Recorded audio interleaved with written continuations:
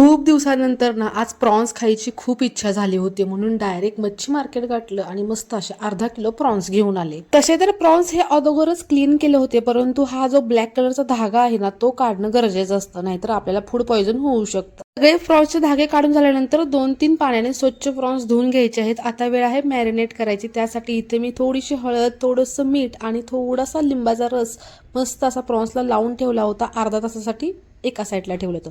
तोपर्यंत इथे मी मसाला करून घेतला. हा जो मसाला आहे तो छान मिक्सरमध्ये एकदम पेस्ट बारीक करून घेतली. त्यानंतर आपले बेसिक मसाले त्यामध्ये घातले, काही एक्स्ट्राचं घातलेलं नव्हतं. हळद, लाल तिखट, आपला कांदा लसूण मसाला आणि थोडासा गरम मसाला एवढंच फक्त घातलं होतं. छान असं मसाल्यामध्ये मिक्स करून घेतलं. छान अशी 1-2 मिनिटासाठी वाफ काढून घेतली. मसाला छान शिजवून घेतला. त्याला असं मस्त असं तेल कडेने सुटलेलं आहे, तुम्ही बघू शकता. आणि नंतर त्यामध्ये आपले मॅरिनेट केलेले जे प्रॉन्स होते ते टाकून घेतले. आता याच्यामध्ये चवीपुरतं मीठ घातलं, थोडंसंच घातलं कारण की मॅरिनेट करताना सुद्धा मी ह्यामध्ये मीठ घातलं होतं. 2 मिनिटं वाफ काढून घेतली. मला थोडीशी ग्रेव्ही हवी होती, त्यामुळे मी गरम पाणी इथे ऍड केलेलं आहे. आता इथे मी थोडीशी कोथिंबीर घातलेली आहे. 1 चमचा तूप घातलेला आहे. तूप हे ऑप्शनल आहे, मला आवडतं म्हणून मी त्यात घातलेलं आहे. छान असं मिक्स केलं आणि 10 मिनिटासाठी छान असं हे मंद गॅसवरती शिजून दिलं. आणि तुम्ही बघू शकता इतकी सुंदर करी तयार झाली होती ना.